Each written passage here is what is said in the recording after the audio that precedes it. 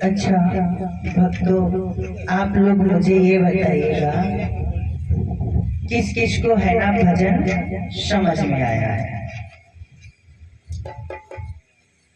आया समझ में? कि पता है ना कि हम चाहे कुछ भी कर लें, लेकिन ऊपर वाला तो देख ही रहा है। चाहे जितने नजर बचा के हम कुछ भी करें, पाप करें, पुण्य करें, कुछ भी करें, लेकिन वो तो देख ही रहा है। उससे कैसे बच पाओगे? कहा जाता है कि हमें तो पैरों के नीचे का भी नहीं दिखता है, इतने जीव जंतु मर जाते हैं, उसे तो संसार दिखता है। तो क्यों ना हम उसके शरण में चले जाएं। आपको पता है कि सेवा सर्वप्रथम है ना, सबसे बड़ी सेवा अगर किसी ने की, उस दिन भी हमने बताया था कि शिरवण ने सेवा की माता पिता की। आखिर भक्तों, आप लोगों को पता होना चाहिए कि शिरवण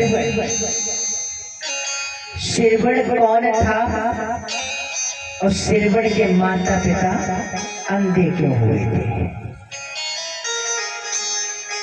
क्योंकि ये जन्म से अंधे नहीं थे, इन्हें भी दंड मिला था। शिरवण के जो माता पिता थे, जो उनके पिता थे, वो अयोध्या के रहने वाले थे भक्तों। और ये एक सेठ थे। तो भक्तों, इनके घर पे एक काम वाली बाई काम करने आया करती थी और सेठ की गलत दृष्टि उसके ऊपर पड़ा करती थी। भक्तों,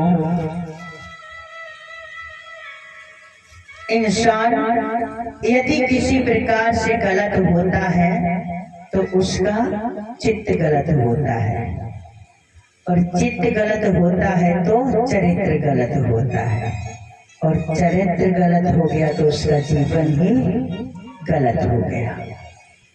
भक्तों, सेठ उस काम वाली बाई को निरंतर देखा करते थे और वो भी देखा करती थी।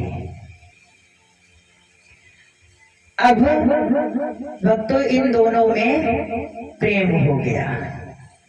प्रेम होने के बाद ये बात उसे चली, जो नौकरानी थी उसके पति को इस बात का जब पता चला,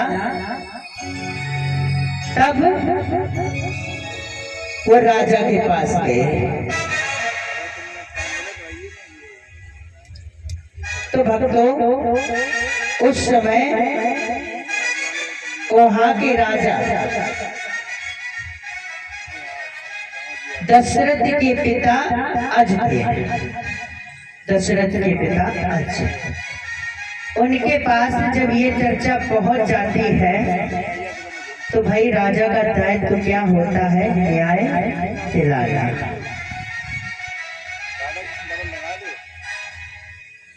उस नौकरानी का पति बोलता है कि महाराज, मुझे किसी बात का दुख नहीं था, अब हम करें तो करें क्या, हम बच्चे कैसे पालें?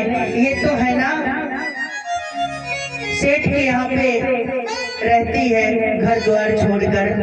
हम सोचते हैं कि ये काम करने के लिए जाती है, इसके काम से और हमारे काम से घर चलता था, अब क्या करें? तो भाई राजा यज ने ये बात पूछी तो डर की वजह से दोनों लोगों ने अपना गुनाह कबूल कर लिया। जब हम लोग अपना गुनाह कबूल कर लेते हैं तो इनको दंड दिया जाता है। कि जिन नेत्रों से इन्होंने गलत दृष्टि डाली है, इन दोनों के दोनों नेत्र फोड़ दिए जाए। तो भक्तों, उस सेठ और नौकरानी के दोनों के नेत्र फोड़ दिए जाते हैं। अब नौकरानी का पति बोलता है कि अब तो हम इसे रखेंगे नहीं। न्याय तो उसे मिल गया, लेकिन उसने फिर अपनाया नहीं भक्तों। जब उसने नहीं अपनाया और इधर सेठ और वो नौकरानी दोनों लोग सोचने लगे कि अब जाएं तो जाएं कहाँ। और इधर यक्ष ने सोचा कि अगर ये हमारे राज्य में रहे तो इनको देखते हुए हमारी राज्य की है ना जो सभी लोग हैं वो भी दूषित होंगे। कहा जाता है कि तालाब में एक मछली गंदी तो पूरे तालाब को गंदा बताया जाता है। कुछ ऐसे संत हुए हैं जो दुराचारी नीच काम कर कर गए हैं और उनके साथ साथ में हम जैसे संतों की भी बदनामी होती है। तो इसलिए भक्तों, राजा ने है ना उन दोनों को राज्य से निकाल दिया। चले जाओ यहाँ से, हमारे राज्य की सीमा से दूर। वो बेचारे दोनों एक जंगल में रहने लगे, छोटी सी झोपड़ी बनाकर। जब यहाँ पे ये दोनों रहने लगते हैं, अब इनको पश्चाताप होता है जो इन्होंने गलती की थी। भक्तों, कहते हैं कि यदि हमसे किसी बात की अगर गलती हो जाए और उसका हम एहसास कर लें या पश्चाताप कर लें तो परमात्मा उसे तुरंत ही माफ कर देता है। और जब गलती करने के बाद कहते नहीं, उल्टा चोर कोतवाल को डांटे। गलती करने के बाद भी कहता है कि हमसे गलती नहीं हुई। वो तो यहाँ भी नहीं माफ किया जाता, वहां भी माफ नहीं किया जाता है भक्तों। अब भक्तों क्या होता है, जब ये दोनों सेठ और नौकरानी रहने लगते हैं, जब पश्चाताप कर लिया, भगवान की भक्ति में विलीन हो गए दोनों, तब इनसे है ना एक बालक पैदा हुआ। बालक कौन था? जिसको हम आप जानते हो, सिरबड़। कुछ दिनों बाद जब बालक बड़ा हो जाता है, तब उस बालक की शादी होती है तो धर्म पत्नी आ जाती है। आप लोगों को अच्छे से पता है कि वहां पे क्या होता है भक्तों। उसकी जो धर्म पत्नी थी सिरबड़ की, वो एक कुमार से घड़ा बनवा कर लाई थी। और घड़ा मुहार एक था, पेट दो थे उसमें। एक में वो महेरी बनाया करती थी अपने सास ससुर के लिए, और एक में खीर बनाया करती थी। खीर तो अपने स्वामी को दिया करती थी और महेरी सास ससुर को दिया करती थी। एक दिन सिरबड़ और सिरबड़ के माता पिता दोनों साथ साथ में भोजन कर रहे थे, और थाली में जो महेरी थी वो ज्यादा गर्म थी, तो उनके पिता ने खा नहीं पाई और उन्होंने कहा कि बेटा बहुत गर्म है। कि नहीं पिता, आप ये थाली मेरी ले लो और वो अपनी मुझे दे दो। जैसे ही है ना उनके पिताजी ने वो खीर की थाली ली और जैसे ही उसमें से एक और खाया और बोले, बेटा सिरबड़, आज घर में कुछ उत्सव है क्या? कि नहीं पिता, उत्सव तो नहीं है। कि आज तो हमने कई सालों बाद है ना खीर के दर्शन किए। कि अरे पिता, हम तो रोज खीर खाते हैं। तो सिरबड़ ने उसी वक्त जाना कि जो मेरी पत्नी मेरे माता पिता के साथ ऐसा व्यवहार कर रही है, मैं इसको त्याग दूंगा। उन्होंने अपनी पत्नी को त्यागा और चारों धाम की यात्रा के लिए निकल पड़े। भक्तों, उस दिन भी हमने बताया था, एक लाइन ही गाई थी कि पहले के सिरबड़ माता पिता की कांधे कांवर धार रहे, और आज के सिरबड़ माता पिता को देखो ठोकर मार रहे। सभी को पता है। और ठोकरें क्यों मिलती हैं इंसान को? आखिर बच्चे हैं ना, संस्कार देने के बाद भी ये संस्कारी क्यों नहीं हो पाते हैं? लोग कहते हैं कि मैं बहुत अच्छा भोजन करता हूँ, मैं अच्छा पैसा ईमानदारी का कमाता हूँ, आखिर है ना मेरे घर में तरक्की क्यों नहीं होती, बरकत क्यों नहीं होती है? मेरे भक्तों, यदि आपकी पुण्य की कमाई का धन अगर आपके है ना कहीं रखा है घर में, अगर उसमें एक तिनके के बराबर पाप का अगर धन शामिल हो गया तो पूरा धन पाप में चला जाता है। वो धन आपको सुख नहीं दे सकता है, वो आपको सदा दुखी देगा। तो भक्तों, हर तरीके से कहा गया है कि दान भी बड़े सोच समझ के करना चाहिए, क्योंकि दान का हमें ऐसा करना चाहिए, पता लगाना चाहिए ये दान जो हम दे रहे हैं ये हमारे दान में ही लगेगा, पुण्य कमाई से जो जा रहा है कहीं अच्छे स्थान पे लगेगा या कहीं दारू मुर्गा में चला जाएगा। अनेकों ऐसे हैं ना लोग घूम रहे हैं, सुबह से लेके शाम तक भीख मांगते, शाम को ठेका पे दारू लेते हैं, पी के टल्ली होके घूमते हैं। बहुत देखे हैं हमने। क्योंकि ये मत सोचना कि हमने दान दे दिया मैं उद्धार हो गया हूँ।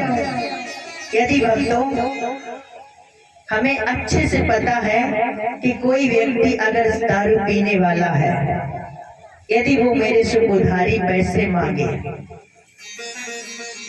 तो वो जाके दारू ही पिएगा। जाके बहुत बहाना लगाता है, हम ये करेंगे वो करेंगे, लेकिन करता कुछ नहीं, पौगा लेगा और दारू पिएगा। यदि उस वक्त उसे कुछ हो जाए तो उसका अपराधी कौन बनेगा?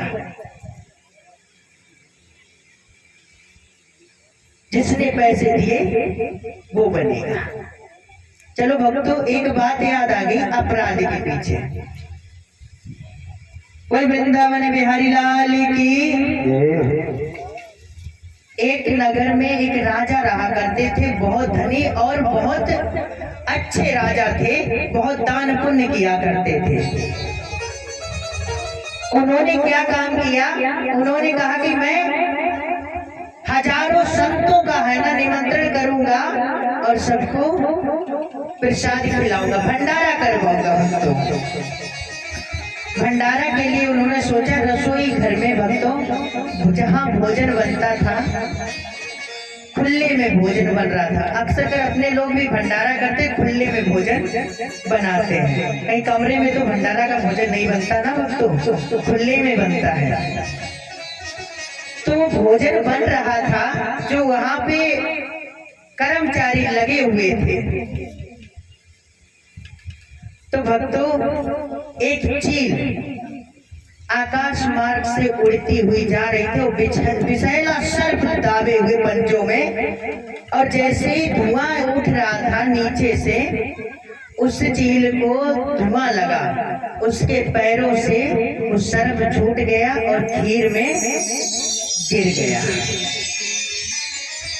जब खीर में गिर गया, अब भाई प्रसादी बांटा गया।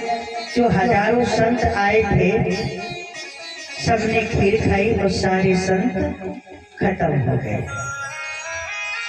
अब सारे संत खत्म हो गए। अब ये सारे संत पहुंचे भगवान के दरबार में। अब भाई चील भी पहुंची, शरब भी पहुंचा। अब जो राजा था उसकी मृत्यु अभी नहीं हुई। तो यमराज से कहा कि आखिर दंड दिया किसे जाए? खाना बनाने वालों को दिया जाए, या उस चील को दिया जाए, या उस शरब को दिया जाए, या जिसने निमंत्रण कराया है, जिसने बुलाया है सबको राजा ने, या उसे दिया जाए? यहाँ तो समझ में नहीं आ रहा किसको दिया जाए। तो उन्होंने कहा कि आज हम स्वयं परीक्षा लेके जाएंगे कि नगर में कोई तो ऐसा होगा जो ये बताएगा। तो अक्सर कर है ना अर्जुन का श्राप लगा हुआ है। कुंती को श्राप दिया था उन्होंने कि औरत के पेट में बात नहीं रुकेगी। और भक्तों, भगवान नारायण एक संत के ही भेष में आ जाते हैं और नगर में घूमने लगते, कोई ऐसा दयालु हो जो मेरे को भोजन करा सके। और एक स्त्री वहां बैठी हुई थी, तो भक्तों उससे पूछा, अरे मैया मेरी बात सुन रही है? हाँ बताए दे बाबा। काहे कि तू भी कैसी मांग रहा है? वो बताए दे, मेरे कान खाए हुए लग गो उतनी देर से। जे तो बता काब का है कि मैंने यहाँ पे राजा साहब का बड़ा नाम सुना है, उनके यहाँ पे है ना हमारी रुकने की व्यवस्था भोजन पानी की हो जाएगी। तो भैया वो महिला क्या बोली, वो मैया क्या बोली कि अरे राम राम, अरे संत महात्मा, हजारों संत तो वहां पे मर गए, राजा तो वहां जहर देता है, वहां मत जाओ। तो भगवान ने कहा कि यही यहाँ की अपराधी है, इसी को ही सबका दंड मिलना चाहिए। बिना सोचे समझे जो दूसरे के ऊपर दोष रखते हैं वो भी दंड के पात्र बनते हैं। भक्तों, जिसने कहा नहीं जाता कि ये है ना मांस का ये लोदड़ा है, जीव उठाकर पटक दिया, बात चाहे अच्छी हो चाहे खराब हो, सोचेंगे समझेंगे नहीं, लेकिन कहना था कह दिया। अब जय वही बात है ना कहीं है ना पहुंच जाती, सही सारा होता है, अरे भैया गलती हो गई। भैया की गलती क्या हुई? मुख से जो बात निकल जाती, कहते नहीं है लौट के आता नहीं है तीर चले जाने के बाद। देखिए भक्तों, भजन में कहा गया है वो से आता है बसर को उम्र ढल जाने के बाद। जब तक हमारे पास आयु रहती है, करने का समय रहता है, तब तक हम कुछ करते नहीं है। जब हमें कोई बुढ़ापा आ जाता तब सोचते रहते खटिया बैठे बैठे ना तो कुछ कर नहीं सकते हैं, सोचते रहेंगे अरे भैया वो समय बहुत बढ़िया आ तो पैसा आ तो सब कछु। तब तो हम बड़े लंबे नेता बन रहे थे, सब पे लड़ाई रहते। आज है ना हमारे दिल को सलाम करने भी नहीं आता। जब मेरे पास कुछ नहीं रहा, जब कुछ नहीं रहता तो बहुत कुछ करने को सोचता है, जब सब कुछ रहता है तब कुछ करने को नहीं सोचता है। सभी को पता है, सभी के लिए है। होश आता है बसरी को उम्र ढल जाने के बाद, और भक्ति की कीमत समझता, भक्ति की कीमत समझता, भक्ति के जाने के बाद, भक्ति की कीमत समझता, भक्ति के जाने के बाद।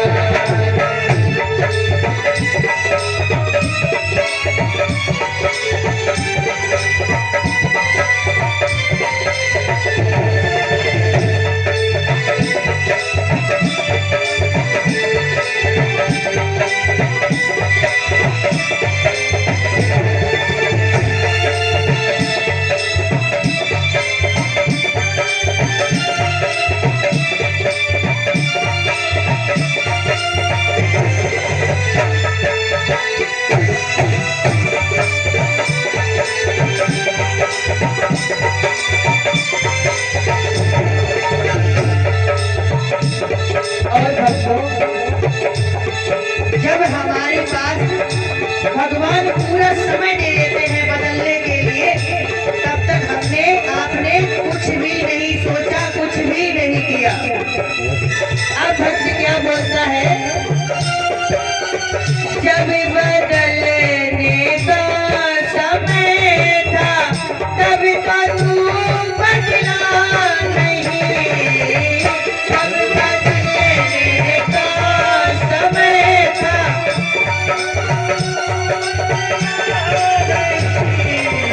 देखिए भक्तों, जब बदलने का समय था तब तो तू बदला नहीं। और क्या बोला है भक्त, अब जो बदला क्या हुआ है, अब जो बदला क्या हुआ है, सब कुछ बदल जाने के बाद, अब जो बदला क्या हुआ है, सब कुछ बदल जाने के बाद।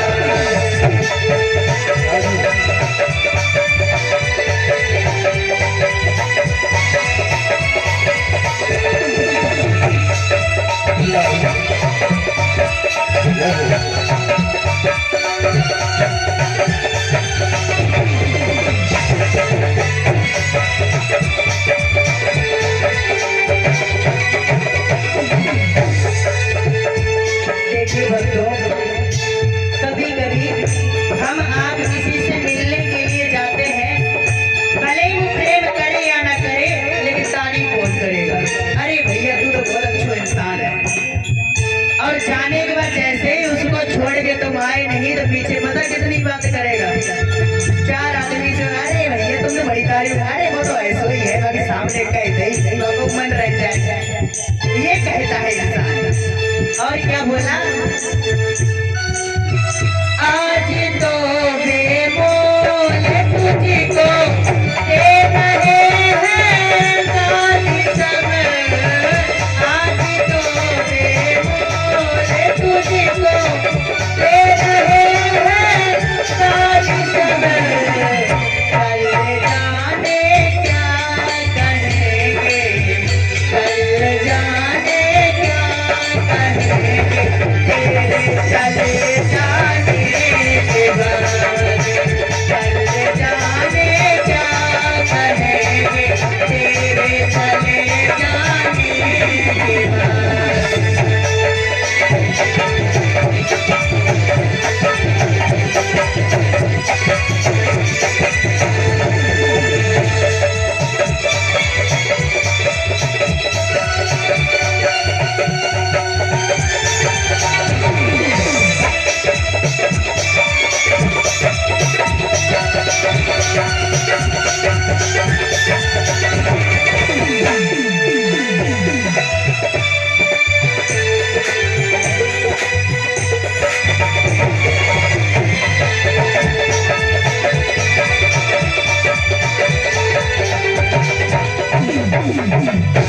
देखिए भक्तों, आप सभी लोग हमारे साथ में गाएंगे, जिसको है ना आज से अगर होश आ गया हो कथा सुनने के बाद।